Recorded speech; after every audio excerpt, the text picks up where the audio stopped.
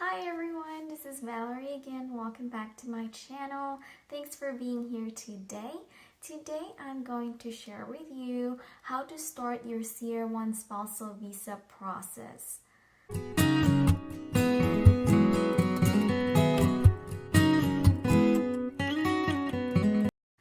So just note, none of these are legal advice. I would recommend to contact your immigration lawyer to seek for legal advice. These are based on my experience. Alright, so some of you might be wondering like how do I start the process? Same goes with me when we first started to figure out which visa should we go for. And it's a little there's a lot of visa out there, and you really have to do a lot of research in order to find the best one for your case. So for our case, after we got married, we decided to just go ahead and process my visa, spousal visa. And so we try to research and look up and see which visa should we get. And also my husband contact a immigration attorney that's located in the United States to kind of just also ask for advice, which one should we get.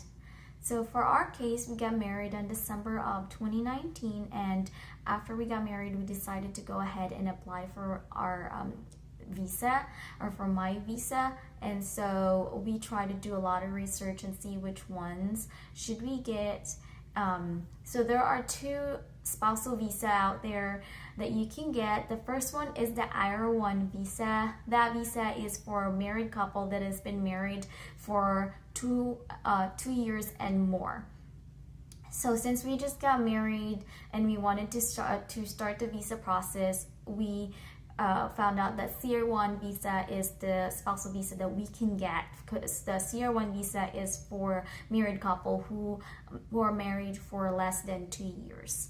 So that's the visa that we picked. Since we hired a lawyer for my case, it was really smooth. The process is really smooth, and we don't really have to worry about a lot of stuff, because our lawyer would just send out an email or a message if they need some documents from us. But if you don't have a lawyer, I think it's really good too, because then you are like walking that process by yourself, and so you know where you're at and everything. But I would recommend, if you can get a lawyer, it's gonna be really, really helpful. So here are the requirements for your CR1 spousal visa process for the USCIS stage. So this is the first application that you need to put in. Alright, so the first form that you need to complete is the form called I-130.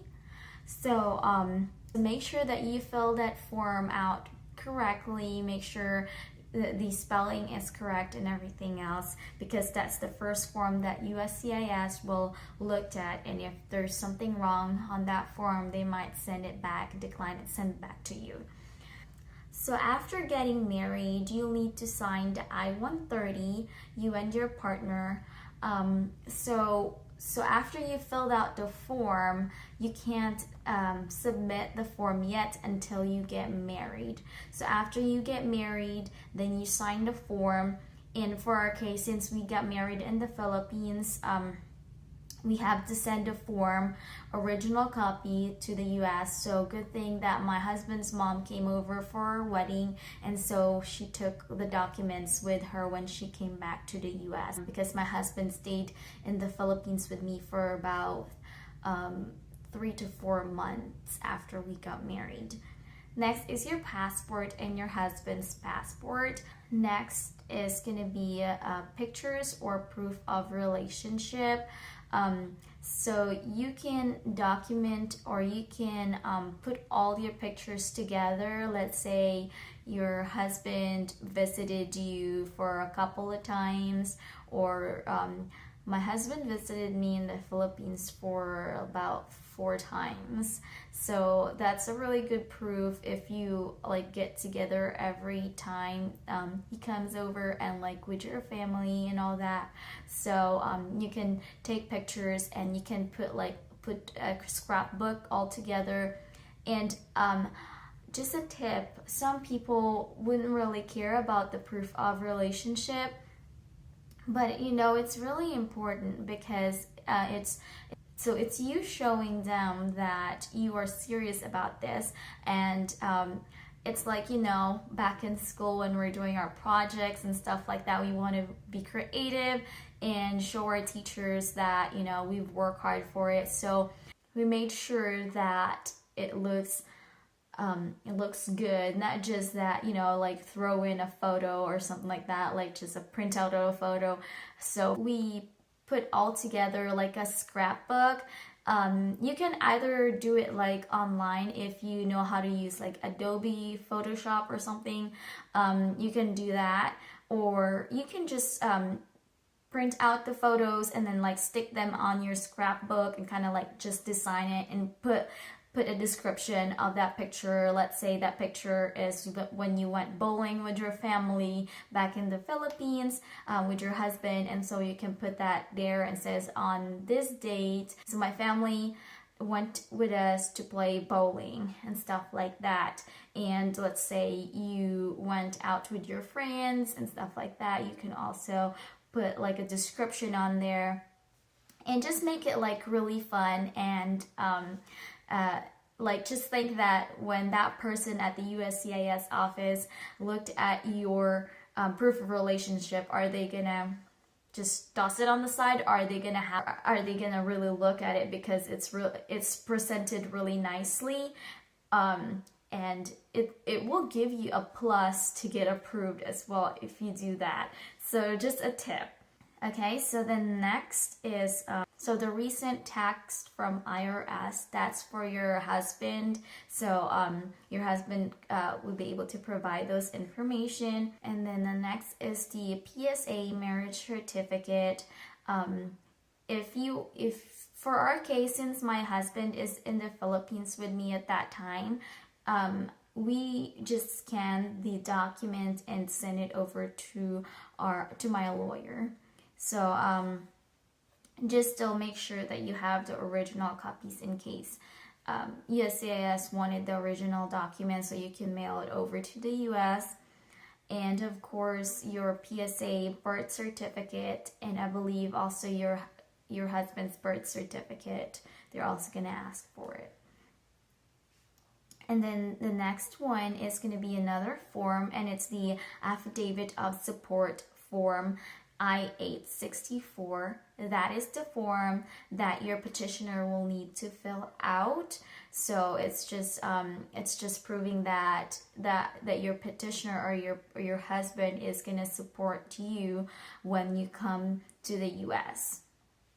And then next is going to be a 2x2 photograph of the beneficiary. So that's you. So make sure that your photograph is like, you can go to probably like SMCD and get your photograph there. For our case, my husband took the picture and then just edited it on the Photoshop. So that's the documents that are the requirements that you need to comply or put together before you can start your visa case. This is based on my experience. These are based on what my lawyer asked me. I might have forgotten something else, but I think most of these are the documents that we sent out. So after you send the documents to USCIS, this process usually take about 8 months or more to get to hear back from the USCIS office for the update, and that update is going to be your NOA1 or Notice of Action 1. It's saying that they have received your documents and they have reviewed your documents and all that.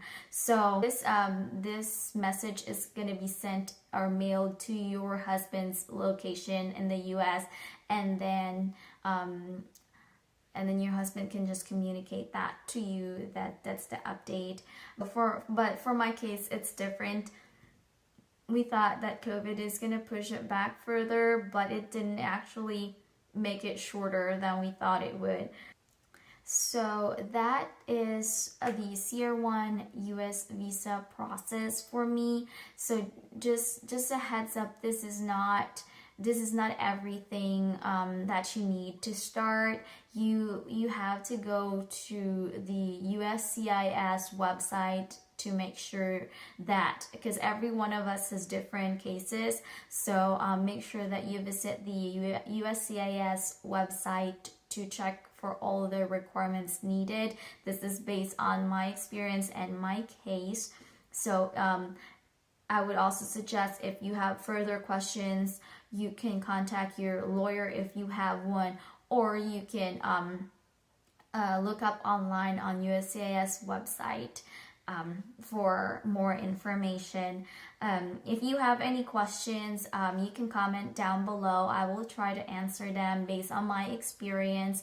And if this video helped you in any way, if you could give it a thumbs up, that would be awesome. And of course, don't forget to subscribe. Thank you so much, and I'll see you next time.